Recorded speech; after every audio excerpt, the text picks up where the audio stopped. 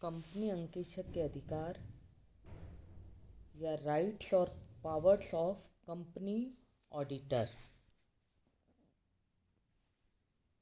भारतीय कंपनी अधिनियम द्वारा कंपनी अंकेक्षक को बहुत अधिकार दिए गए हैं ताकि वह अपने द्वारा जांचे गए फाइनेंशियल स्टेटमेंट्स पर कंपनी के अधिकारियों को रिपोर्ट दे सके। उसके इन अधिकारों को किसी भी प्रकार से कम नहीं किया जा सकता। यदि कोई भी इस प्रकार का प्रस्ताव अथवा कंपनी के पार्षद अंतर्नियमों के प्रावधान जो कंपनी अंकेक्षक के अधिकार एवं शक्तियों को सीमित करते हैं तो वह अवैध है, क्योंकि उसे यह अधिकार कंपनी अधिनियम के प्रोविजंस के अंतर्गत मिलते हैं। कंपनी अधिनियम 2013 के अंतर्गत अंकेक्षकों को जो अधिकार मिले हैं वो इस प्रकार हैं। सबसे पहला है कंपनी की लेखा पुस्तकों तथा प्रमाणकों को निरीक्षण करने का अधिकार। सेक्शन 143 के अकॉर्डिंग कंपनी अंकेक्षक को यह अधिकार है कि वह किसी भी समय कंपनी की लेखा पुस्तकों एवं प्रमाणकों का निरीक्षण कर सकता है, चाहे वो कंपनी के हेड ऑफिस पे रखे हुए हों अथवा और कोई जगह। सेक्शन 120 के अकॉर्डिंग शाखा लेखा पुस्तकों संबंधी भी जांच करने का अधिकार अंकेक्षक को है। इसके अतिरिक्त वह प्रोडक्शन, सेल्स एवं स्टॉक से रिलेटेड लेखा पुस्तकों की जांच भी कर सकता है। इस प्रकार उसके अधिकार में लेखा पुस्तकों के जांच करने के अधिकार के संबंध में इस प्रकार बातें शामिल है। पहला है पुस्तकों, लेखों और प्रमाणकों तक पहुंच। अंकेक्षक को जांच के उद्देश्य से लेखों, पुस्तकों और सारे प्रमाणकों, वाउचर्स को प्राप्त करने का वैधानिक अधिकार है। पुस्तकों में केवल आर्थिक पुस्तकें ही शामिल नहीं हैं, बल्कि वैधानिक मेमोरेंडम के रूप में रखी गई पुस्तकें जैसे सूक्ष्म पुस्तिका, अंश खाता बही, स्कंद पुस्तिका आदि सभी प्राप्त करने के अधिकार है। इसी प्रकार इन पुस्तकों को वह हर समय प्राप्त करने का अधिकार रखता है, बिना किसी भी समय, बिना किसी पूर्व सूचना के निरीक्षण कर सकता है। किसी भी समय का अभिप्राय कंपनी के कार्य के समय से है, पर प्रैक्टिकली अंकेक्षक कंपनी के संचालकों से अंकेक्षण का कार्य प्रारंभ करने के लिए एक डेट डिसाइड कर लेते हैं और कुछ परिस्थितियों में अंकेक्षक इस वैधानिक अधिकार का प्रयोग भी करते हैं जब उसे कपट या अनियमितता की आशंका हो, जैसे रोकड़ प्रतिभूतियां एवं स्टॉक इत्यादि की जांच के लिए। पुस्तकों तक पहुंचने के अधिकार के संबंध में सेक्शन 143(1) में यह कहा गया है कि कंपनी के अंकेक्षक को ये वैधानिक अधिकार है, चाहे पुस्तकें कहीं भी रखी गई हो, किंतु कंपनी के संचालक यदि उसके इस अधिकार को रोक देते हैं तो न्यायालय अंकेक्षक को पुस्तकें आदि तक पहुंच देने के लिए निर्देश नहीं दे सकता, परंतु न्यायालय सदस्यों की इच्छा जानने के लिए उनकी सभा बुलाने का आदेश दे सकता है। पुस्तकें चाहे पंजीकृत कार्यालय में रखी गई हो अथवा कहीं अन्य, भारत में किसी भी ऐसी जगह जो कंपनी के संचालकों द्वारा उचित समझी जाए, परंतु अंकेक्षक को यह अधिकार है कि वह इन पुस्तकों को जहाँ कहीं भी इन्हें रखा गया है वहाँ जाकर इनकी जांच कर सके।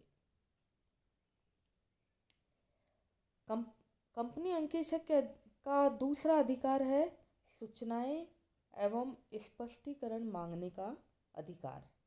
सेक्शन 143(1) के अकॉर्डिंग कंपनी अंकेक्षक को कंपनी के विभिन्न अधिकारियों से वे सभी सूचनाएं एवं स्पष्टीकरण मांगने का अधिकार है जो उसे अपने अंकेक्षण संबंधी कार्य करने के लिए आवश्यक है।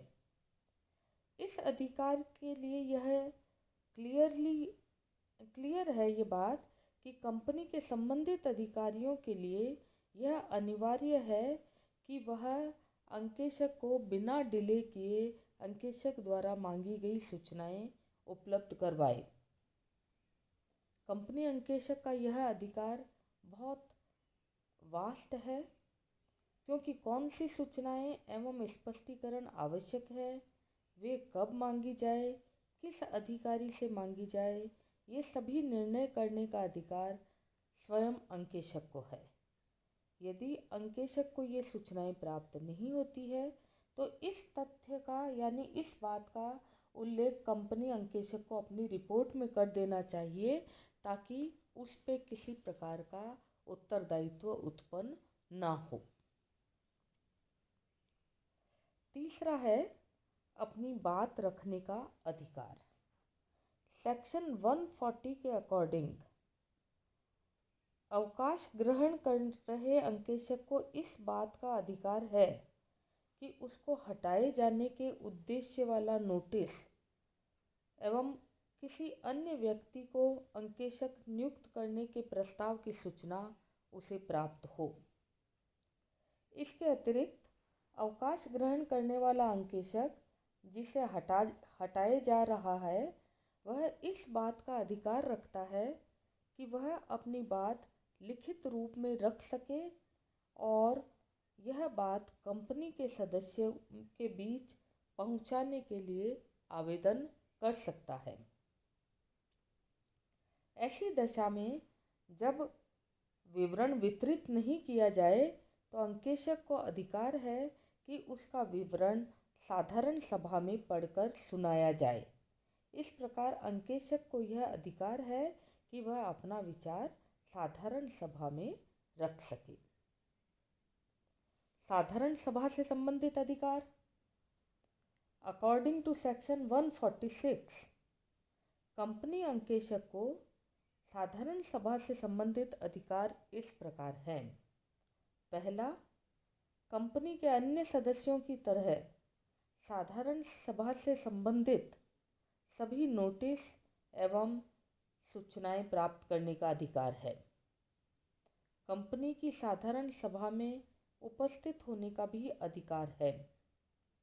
जिस सभा में उपस्थित होता है उसमें ऐसा कोई मामला जो कि अंकेक्षण से संबंधित हो, उस पर भाषण करने का अधिकार भी अंकेक्षक को है।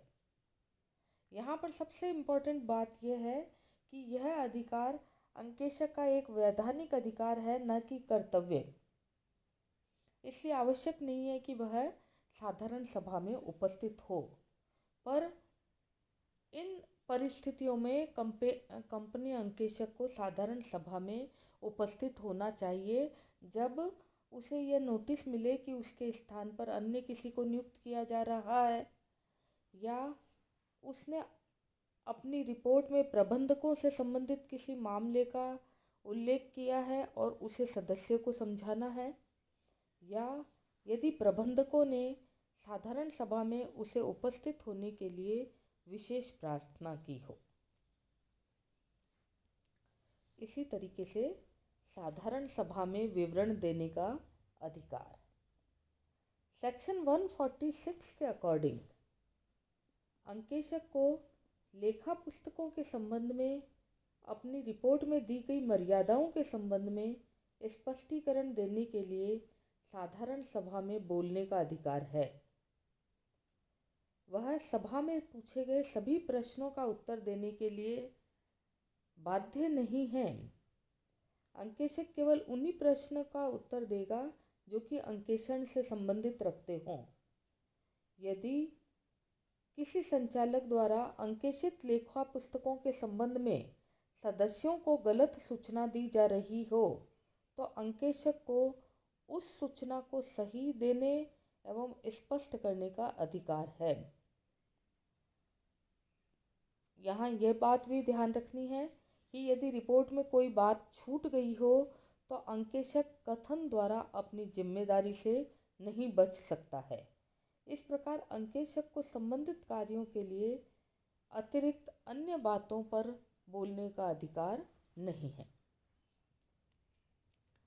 कंपनी की शाखाओं में जाकर लेखा पुस्तकों को जांचने का अधिकार।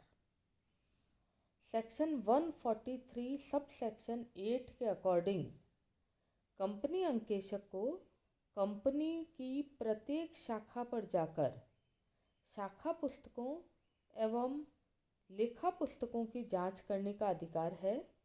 यदि किसी शाखा की लेखा पुस्तकों का अंकेषण कंपनी अंकेशक के अतिरिक्त अन्य किसी कंपनी अंकेशक द्वारा किया जाए तो भी कंपनी अंकेशक यदि आवश्यक समझे तो शाखा कार्यालय पर जा सकता है और शाखा पर रखी गई लेखा पुस्तकों एवं प्रमाणकों की जांच कर सकता है। अगर शाखा की लेखा पुस्तकों को जांच करने के लिए कोई अन्य अंकेशक नियुक्त नहीं किया गया है तो ऐसी कंडीशन में शाखा का अंकेशक वह स्वयं होगा और उस शाखा से संबंधित सभी अधिकार उसे प्राप्त होंगे।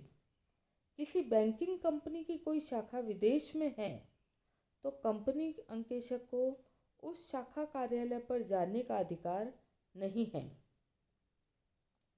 किंतु उस शाखा द्वारा मुख्यालय को भेजे गए सभी विवरण लेखा पुस्तकों की जांच करने का अधिकार है।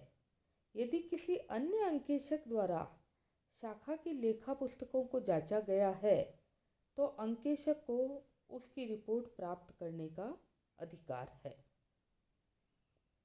क्षतिपूर्ति करवाने का अधिकार। कंपनी अंकेशक को क्षतिपूर्ति प्राप्त करने का अधिकार भी है। अंकेषण कार्य के संबंध में अंकेशक ने जो खर्चे किए हैं उन खर्चों की प्रतिपूर्ति कंपनी से प्राप्त करने का अधिकार अंकेशक रखता है।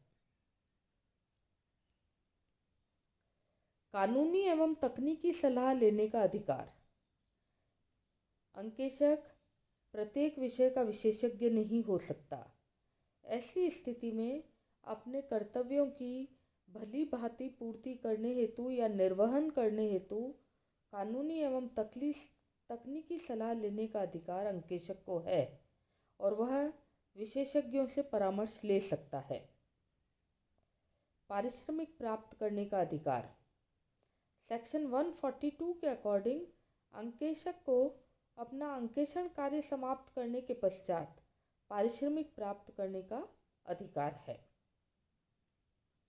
अंकेषण रिपोर्ट एवं प्रमाण पत्रों पर हस्ताक्षर करने का अधिकार।